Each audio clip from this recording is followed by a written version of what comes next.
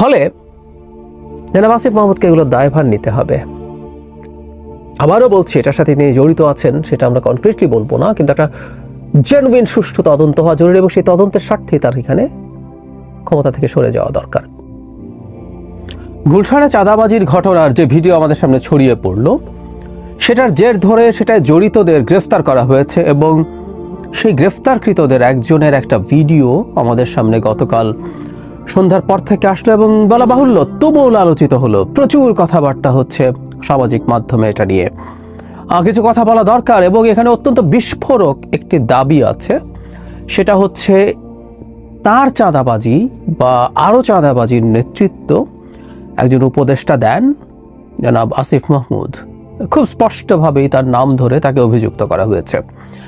মানে জনাব আসিফ মাহমুদের নাম নানান রকম ইস্যুতে আমাদের সামনে এসে হাজির হচ্ছে এবং এই হাজির হওয়াটা নিয়ে সরকারের কোনো ভ্রুক্ষেপ আমরা দেখি না এবং আমরা বলে রাখতেই পারি এবারও সরকারের বা প্রধান উপদেষ্টার সিদ্ধান্ত তো মূলত তার কোনো ভ্রুক্ষেপ আমরা আসলে দেখব না। কেন বলছি, তার আগে আমি ধারণা করি অনেকে এই ভিডিওটা দেখেছেন, যারা দেখেননি তারা ভিডিওটা একটু দেখে নেবেন। মোটামুটি দীর্ঘ একটা ভিডিও, 30 মিনিটের বেশি। সেখানে জানে আলম অপু নামে এই ভদ্রলোক একটানা কথা বলে যান, অনেক কিছু বলেন, কি প্রেক্ষাপটে কি পরিস্থিতিতে, এগুলো তার ভার্সন, এটা ইম্পর্টেন্ট। আরো কিছু গুরুত্বপূর্ণ প্রশ্ন আছে, এগুলো একটু করে রাখা দরকার, করবো সেগুলো। কি প্রেক্ষাপটে কিভাবে তিনি এই চক্রের সাথে জড়িয়েছেন, কেন তিনি গেলেন, তার ইচ্ছের বিরুদ্ধে, মানে অনেক ক্ষেত্রেই তিনি এটা দাবি করার চেষ্টা করছেন নিজের খানিকটা লোভ হয়ে গেছিল, সেটাও যেমন বলেন। একই সাথে তিনি নিজকে অনেকটা সেভ করার চেষ্টা করেন। তিনি একটা পর্যায়ে অন্যদের সাথে বিট্রে করতে চান বলেই তিনি সমস্যায় পড়েছেন বলে দাবি তার।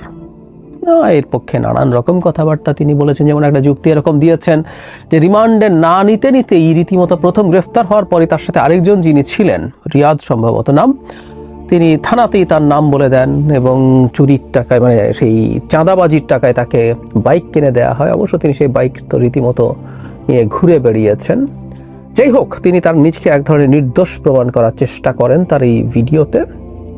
কিন্তু কতগুলো প্রশ্ন আমাদের একটু করে রাখা দরকার আছে। এই ভিডিওটাকে খুব সহজভাবে বা খুব সাধারণভাবে দেখা উচিত হবে না। প্রশ্ন হচ্ছে, ভিডিওটা কে কোথায় কখন করলো? ভিডিওটা শুরুতে এটার একটা বক্তব্য আছে। জনাব অপু গ্রেফতার হওয়ার আগে এরকম ভিডিও রেকর্ড করে তার এক বন্ধুর কাছে দিয়ে রাখেন বলে আলাপ আছে এবং বলা হয় বন্ধু এই ভিডিওটা পাবলিশ করেনি।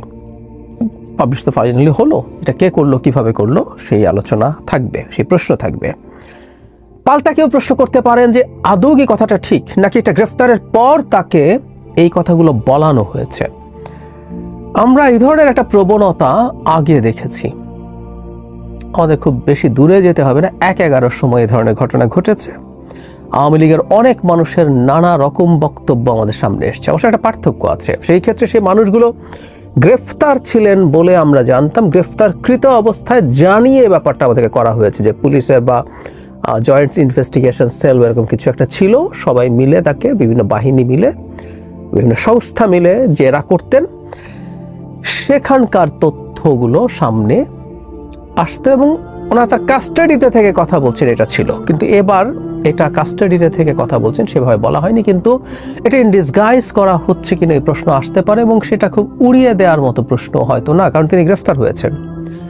সেটা এখানে হয়েছে কিনা, যদি সেটা হয়ে থাকে, কারা করছে, কেন করছে, কোন এজেন্সি করছে, প্রশ্নগুলো আসবে। তার সাথে যোগ করা যায় একটা সিসিটিভি ক্যামেরার ছবি, ভিডিও দেখানো হয়, সেটা গুলশান 2-এর। সেখানে জনাব আসিফ মাহমুদ সজীব ভুঁইয়া একটা বাইক চালিয়ে ভোর 4:30 বা রাত 4:30টায় তার সাথে জনাব অপুর সাথে কথা বলে চলে যান। সেই বাইকের সিসিটিভি ক্যামেরার যে ফুটেজ সেটা পাওয়া যায়, মানে ওর একটা ক্যামেরা আছে এবং সেটায় যিনি বাইকে যান আমরা ধরে নিলাম ইনি আসিফ মাহমুদ সজীব ভুঁইয়া, যদিও এটা যেভাবে ছবিতে দেখা যায় it's not easy to identify, কিন্তু আমরা ধরে নিলাম। কিন্তু এই সিসিটিভি ক্যামেরার ফুটেজটা তো আসলে পাওয়া গেল এবং সেটা এই ভিডিওতে দেখানো হলো। সুতরাং এই সন্দেহ বা এই প্রশ্ন আসলে আসবে, এর সাথে কোনো না কোনোভাবে কোনো এজেন্সি জড়িত কিনা, এই প্রশ্নটা করে রাখা আমাদের দরকার। এখন সেই ধরনের পরিস্থিতি যদি হয় সেগুলো নিয়ে প্রশ্ন তোলা উচিত, কিন্তু একটা কথা মনে রাখা দরকার, সেটা হচ্ছে রাষ্ট্রীয় গোয়েন্দা সংস্থা, রাষ্ট্রের উপদেষ্টারা কে কী করছেন তার প্রতি নজরদারিও তো রাখার কথা। প্রশ্ন হচ্ছে এই জিনিসগুলো এখন এভাবে পাবলিক হওয়ার ঠিক হচ্ছে কিনা সেটা প্রশ্ন, কিন্তু তারা রাষ্ট্রীয় নিরাপত্তা এবং রাষ্ট্রের এই উঁচু পদে থাকা মানুষজনেরকেও নজরদারিতে রাখার কথা, থাকার কথা। আমি নিশ্চিত নই, কিন্তু আমি ধারণা করি সেটা আছে। এখন প্রশ্ন হচ্ছে এই ব্যাপারটাকে আমরা ঠিক কিভাবে নেব। জনাব অপু যখন এই মন্তব্য করছেন, যিনি একটা অপরাধের সাথে জড়িত এবং তিনি ধাপে ধাপে বলছেন কিভাবে এটা তিনি ভাবেননি, কত টাকা ভাবছেন সামান্য চাপ বিস্কুটের চাপারির টাকা দেবে, তারপর সেটা 10 লাখ টাকা গেল, তারপর সেটা 1 কোটি চাওয়া হলো, 50 লাখ হলো, এবং তার সাথে রিয়াদ সম্পর্কে বলা হয় যে তিনি খুবই ক্লোজ এবং রিয়াদের অনেক ছবি বিভিন্ন জনের সাথে দেখিয়ে, মানে যারা ওপরে যুক্তিটা ভুল না, সেটা হচ্ছে পাশে দাঁড়িয়ে ছবি তোলা এক কথা, কিন্তু খুবই ক্লোজ ভঙ্গিতে অনেকের সাথে ছবি থাকা ইন্ডিকেট করে। তিনি বলছেন শুধুমাত্র জনাব আসিফ মাহমুদ না, আর আরও অনেকের সাথে, ইনফ্যাক্ট যাদের সাথে ছবি দেখান থেকে প্রত্যেককে আমরা চিনি, খুবই গুরুত্বপূর্ণ মানুষজন, খুবই পরিচিত মানুষজন, এদের সবার সাথেই তার ভালো সম্পর্ক আছে। এবং তিনি আরেকজন নেতাকে খুব স্পষ্টভাবে নাম উচ্চারণ করেন, যারা হান্নান মাসুদ, চাঁদাবাজি বা এই ধরনের ঘটনায় গ্রেফতারকৃতদের ছাড়াতে থানায় যান, তিনি এটাকেও এই ধরনের সিন্ডিকেটের মতো দেখান, তার অংশ বলে দাবি করেন। এই বিতর্কটা আছে এবং এই বিতর্কটার বাইরে এসে এখন যেটা ধারণা, মানে আমাদের আলাপ করতে হবে, জনাব আসিফ মাহমুদের ব্যাপারে সরকারের আসলে কি করা দরকার। আমরা ধরে নিলাম কোনো একটা এজেন্সি কাজগুলো করেছে এবং এই কাজটা করার নৈতিকতা প্রশ্নবিদ্ধ, কেউ এটাকে অনৈতিকও বলতে পারেন, আমরা সরিয়ে রাখলাম, কিন্তু এই অভিযোগগুলো তার বিরুদ্ধে উঠছে, তার অভিযোগ বিরুদ্ধে উঠছে। এই ব্যাপারটা নিয়ে আসলে সরকার কি করছে এটা জানা খুব জরুরি, খুব খুব জরুরি। কারণ জনাব আসিফ মাহমুদ যদি ওই রাস্তা দিয়ে ওই দিন ওই সময়ে যান, ওই রাস্তার কোনো না কোনো ক্যামেরা, হেলমেট পরা থাকলেও কোনো না কোনো ক্যামেরা, অনেক ক্লোজ আপ ছবি তার পেয়ে থাকার কথা আছে। এই পুরো রাস্তা জুড়ে অনেক সিসিটিভি ক্যামেরা আছে। সরকার চাইলে এই জিনিসগুলো করতে পারে, সরকার চাইলে সঠিকভাবে তদন্ত করতে পারে।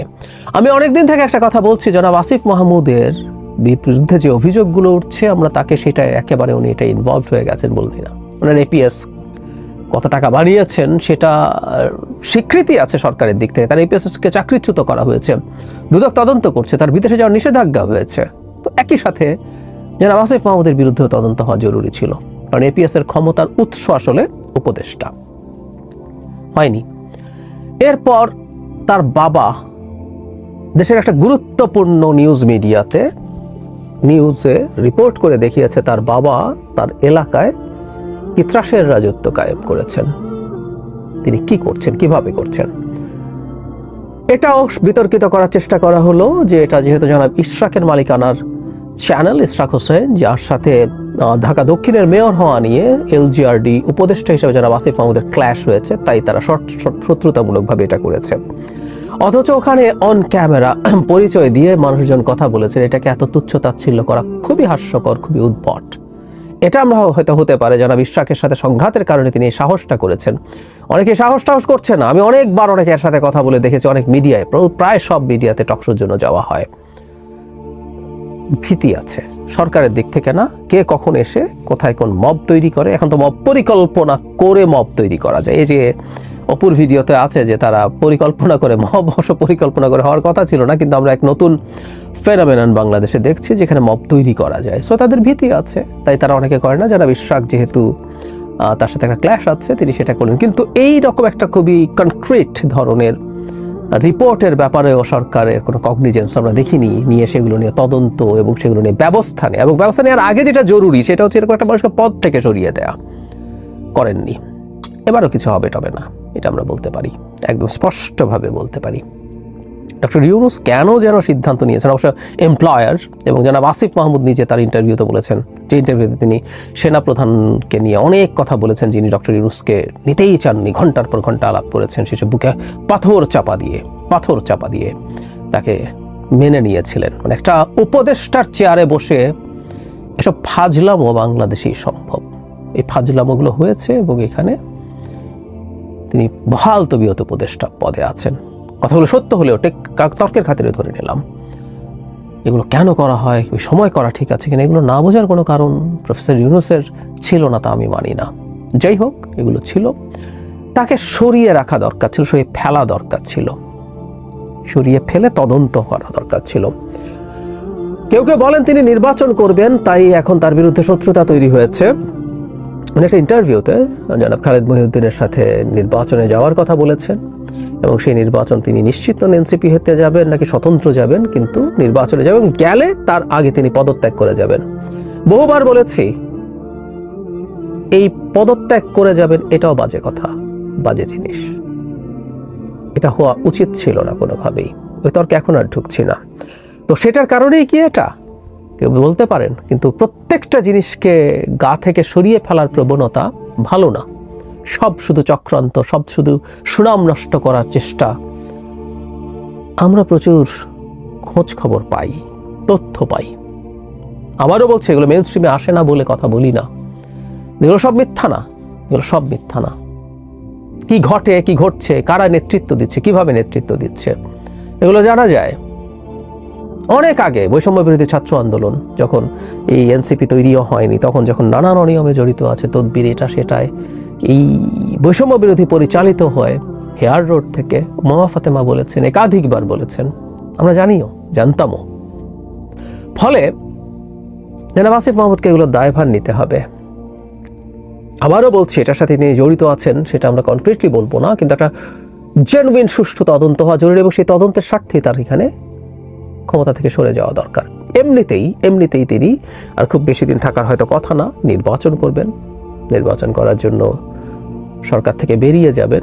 যে নিশ্চয়ই তফসিলের কয়েকদিন আগ পর্যন্ত তা না, অবশ্য কেউ বলতে পারেন যদি তিনি করাপ্ট হন, প্রতিটা দিন মানেই বহু টাকার ব্যাপার, তাহলে যত দিন পর্যন্ত থাকা যায় ততদিন হয়তো সুবিধা, হয়তো সেই চেষ্টা তিনি করবেন। কিন্তু আমি বারবার একটা প্রশ্ন করছি, ডক্টর ইউনূস কেন এই বদনামের ভাগিদার হচ্ছেন? আসিফ মাহমুদ ফোন করেছেন, তারা চাকরিদাতা, এই জন্য। এই অন্ধত্বগুলো ভালো না, এই অন্ধত্বগুলো ভালো না, খুবই খারাপ। বিশেষ করে খুবই টার্ময়েলের টাইমে একটা জাতির কাণ্ডারে যিনি, জাতির হাল, ঝঞ্ঝা বিক্ষুব্ধ একটা জাহাজে যিনি হাল ধরেছেন, সেই মানুষটা এরকম হওয়া উচিত না। কিন্তু তাকে আমরা সোফার যা দেখলাম, আসিফ মাহমুদ সজীব ভুঁইয়া বহাল তবিয়তেই থাকবেন, এটা নিয়ে আমি একেবারেই নিশ্চিত। ছাত্রদের মধ্য থেকে যারা উপদেষ্টা পদে আসীন হয়েছিলেন, উপদেষ্টা আসিফ মাহমুদ খুবই গুরুত্বপূর্ণ মন্ত্রণালয়গুলোর দায়িত্ব কিন্তু তিনি পালন করছেন, এমনকি এগুলোতে পয়সা, সেই পয়সা আছে আবার কি জানি ওনার এপিএস এর নামে কি একটা ঘটনা বের হয়েছিল। যাই হোক, আগামী জাতীয় নির্বাচন আমরা আশা করছি ফেব্রুয়ারিতে হবে। এখানে এনসিপি বড় ধরনের কোনো প্রতিবন্ধকতা তৈরি করতে পারবে না। ডক্টর মোহাম্মদ ইউনূস আপনার কি বলা হয় যে তিনি এই মুহূর্তে মালয়েশিয়া থেকে যে কথাগুলো বলছেন, এখান থেকে আমরা এটা মোটামুটি ক্লিয়ার। তো এই ক্লিয়ারেন্সের মধ্যেই আমরা যেটা দেখলাম যে আজকে আগামী জাতীয় নির্বাচনের তফসিল ঘোষণার আগেই সরকার থেকে সরে যাওয়ার সিদ্ধান্ত নিয়েছেন স্থানীয় সরকার, পল্লী উন্নয়ন, সমবায় মন্ত্রণালয় এবং যুব ও ক্রীড়া মন্ত্রণালয়ের উপদেষ্টা আসিফ মাহমুদ সজীব ভুঁইয়া। আপনার খালেদ মহিউদ্দিন ভাইয়ের একটা টক শোতে আসিফ গিয়েছিল, সেখানে বেশ কিছু কথা বলছে। সেখান থেকে তার বক্তব্য যে তিনি তফসিলের আগেই এই পদ থেকে সরে যাবেন। কেন? কারণ বাংলাদেশের আইনে একটা জিনিস আছে কি, আপনি যদি মানে উপদেষ্টা থাকেন অন্তর্বর্তী সরকারের মধ্যে, তাহলে আপনি নির্বাচন করতে পারবেন না। এখন উপদেষ্টা আসিফকে নির্বাচন করবে, 100% করবে, 1000 বার করবে, এটাই বাস্তবতা। তো আসিফ মাহমুদ বলছেন 2018 সাল থেকে আমি রাজনীতিতে আছি, আমার মতে নির্বাচনের সময় রাজনীতিতে যারা আছে তাদের সরকারে থাকা উচিত না, তাই তফসিল ঘোষণার আগেই সরকার থেকে সরে যাব। তো এখন তিনি সরকার থেকে সরে গিয়ে কি করবেন এই সম্পর্কে স্পষ্ট কোনো বক্তব্য তিনি দেননি। তবে তার এই কথা থেকে আমরা অতীতে তার যে কর্মকাণ্ড বা তার বাবার যে কর্মকাণ্ড বা তিনি বিভিন্ন জায়গায় গেলে তার জন্য যে জনবল তৈরি হচ্ছে, পাশাপাশি মুরাদনগরে কায়কোবাদের সাথে লড়াই কইরা আসিফ মাহমুদ সজীব ভুঁইয়ার যে অনুসারী আছেন তারা টিকে আছে, তখন থেকে বিষয়টা একটা আলোচনায় ছিল যে আসিফ নির্বাচন করবে। তো চোখ বন্ধ করে তো বলে দেওয়া যায় কোন দল থেকে করবে। আসুন কুইজ খেলি। আর বাকি রইল উপদেষ্টা মাহফুজ। তো আমার ধারণা মাহফুজও আপনার এই তফসিল ঘোষণার আগেই সেও তার রাজনৈতিক পদ থেকে সরে আসবে। তাদের জায়গায় কারা স্থলাভিষিক্ত হবে অথবা অন্তর্বর্তী নির্বাচনকালীন যে সরকার গঠিত হবে সেই সরকারকে ডক্টর মোহাম্মদ ইউনূস নিজেও থাকবেন কিনা, নাকি সেখানে কোনো পরিবর্তন আসবে। কারণ বিএনপির একটা চিন্তা ভাবনা যে ডক্টর মোহাম্মদ ইউনূস যদি সরকার প্রধান হিসেবে থাকেন এই নির্বাচনের সময়, তো এনসিপি একটা বিশেষ সুবিধা পাবে, একটা বিশেষ স্নেহ পাবে। এখানে নির্বাচন কিছুটা ম্যানোপেলেট হবারও সম্ভাবনা বিএনপির অনেক বিশ্লেষকরা আমি দেখছি তারা বলছেন। তো যাই হোক, আমার মনে হয় যে আসিফের উচিত ঠিক তফসিল ঘোষণার আগের দিন না, একটু আগে আগেই আপনি আপনার জায়গা থেকে সরে আসেন, আইসা রাজনীতির মাঠে আসেন। নাহিদ যেমন এখন প্রকাশ্যে রাজনীতি করছে, এটা ভালো। কারণ আমরা চাই আগামী দিনে যে নির্বাচন হবে এখানে কারোর কোনো প্রভাব কোনোভাবেই অ্যালাউড না। একটা সুষ্ঠু, নিরপেক্ষ, গণতান্ত্রিক নির্বাচন। ভালো থাকুন।